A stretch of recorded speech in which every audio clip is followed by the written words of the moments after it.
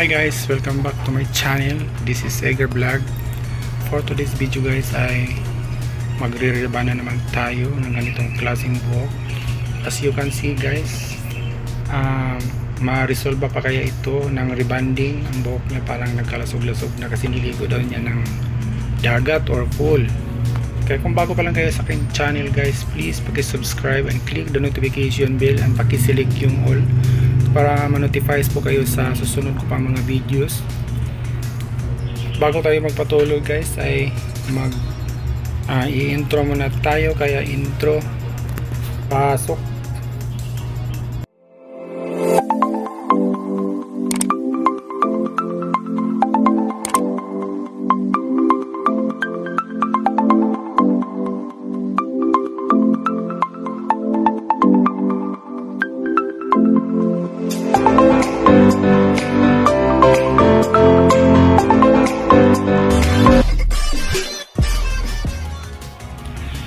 Ayan po guys, si-sectionin na natin ang tatlong section ang buhok ng ating client. Umpisahan na natin sa pag-section at pagkatapos niyan ay lalagyan na natin ang gamot ng rebanding cream number 1. Rebanding cream number 1 ang ating uunahin. Ayan po guys, nag-umpisa na tayong maglagay ng hair protect. Ang lalagyan po natin guys ay yung rebanded na niyang, dati na niyang rebanded na buhok.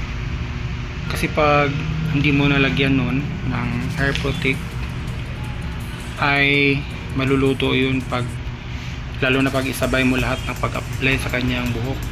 Kaya may ilalagay ka talaga para hindi siya nasisira.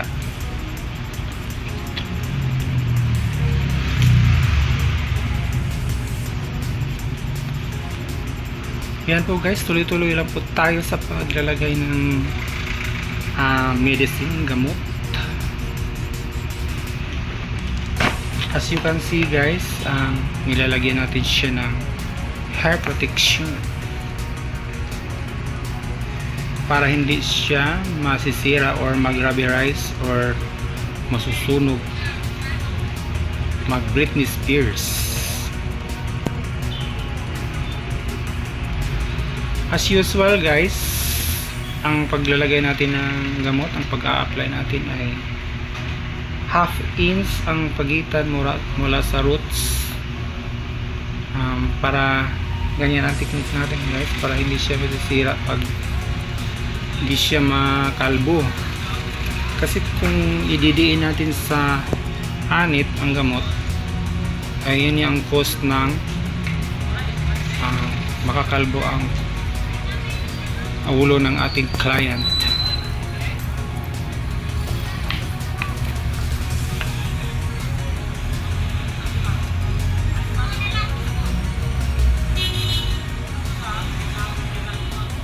Ayan po guys, talagang makikita nyo naman na ang buhok ng ating client ay talagang kinky. Kinky siya, kinky hair. At may kulay siya. Ang iba kasi guys, kung may kulay ang buhok ay hindi sila nagre-reband kasi natatakot sila baka daw masusunog. Pero ako guys, hindi ako natatakot kasi may mga techniques naman akong alam. Kaya pero wag ka rin kampante kasi may iba kasing buhok na madali lang talaga siyang masira, yung sensitive hair. Kaya pinuprotektahan talaga natin yan kung ano ang ating makakayang gawin.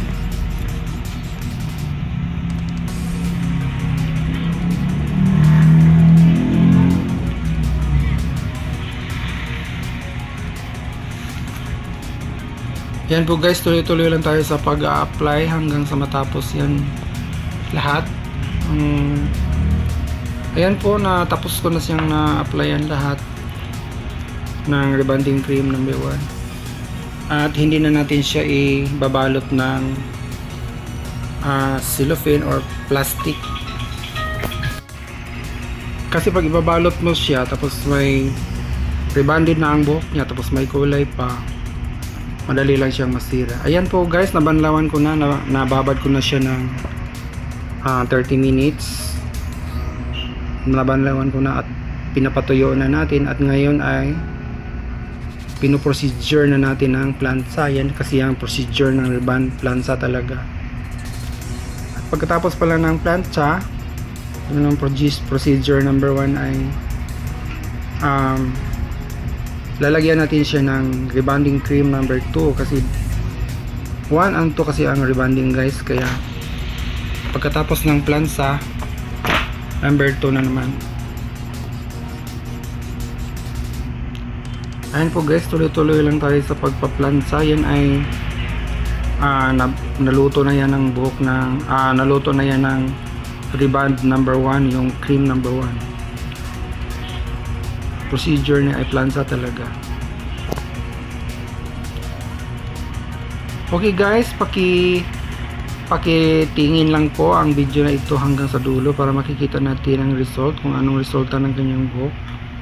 Na makikita nyo kanina na parang hindi na siya marireban, pero na-resolve ko talaga ang buhok niya kung paano ko siya ginawa. Ayan po guys.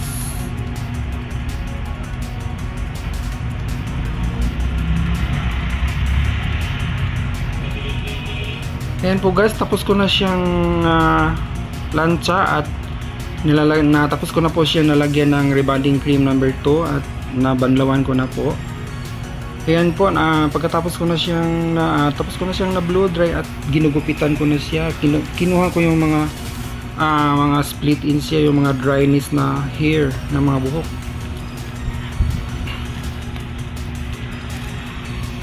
Kasi pag hindi natin siya gugupitan, pangit kasi ang mga dulo ng buhok niya, kasi yun yung mga luto na gawa nung naligo siya sa pool, kaya o iligo rin niya sa dagat, kaya gano'n na nangyari sa buhok niya. Kaya kukunin natin yung mga sira-sirang buhok. Ang tawag pala sa gupit niyan guys ay layered slash.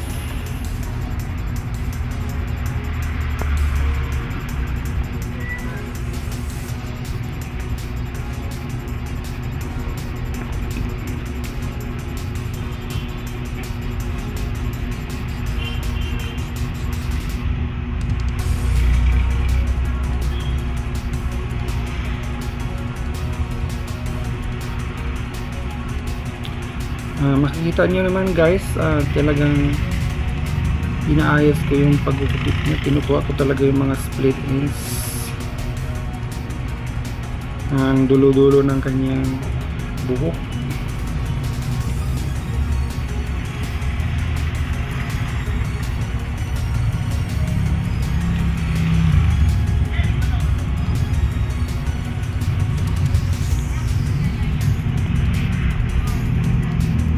Okay guys, tuloy-tuloy lang po tayo sa paggugupit hanggang sa matapos yan, at yan ay ang final touch na. Pagkatapos ng gupit ay matatapos na siya lahat. Final touch.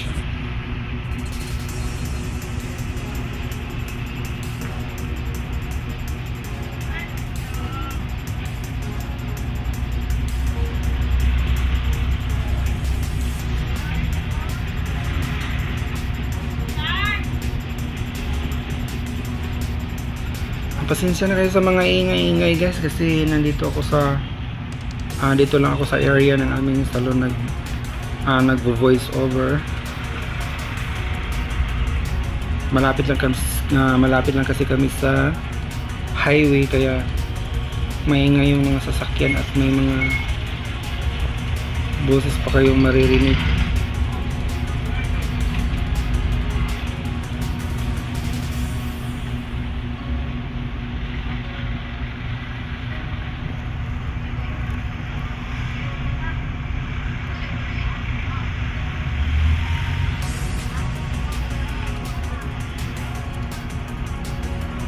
Yan po guys, sinasapsap ko talaga yung mga dryness ng kanyang buhok. Ayan po guys ang result, buong result ng ating rebonding. Yan po guys, rebonding at saka haircut layered style. Meron pa talagang natitira-tira mga parang na scrunchy na hair, pero hindi ko na masyadong kinuha kasi magagamot naman yan sa sa mga treatment, kasi masyado ng maiksian kung kukunin ko pa yung mga scrunchy hair. Ayan po guys ang result. Hanggang dito na lang tayo guys. Thank you for watching. Bye bye.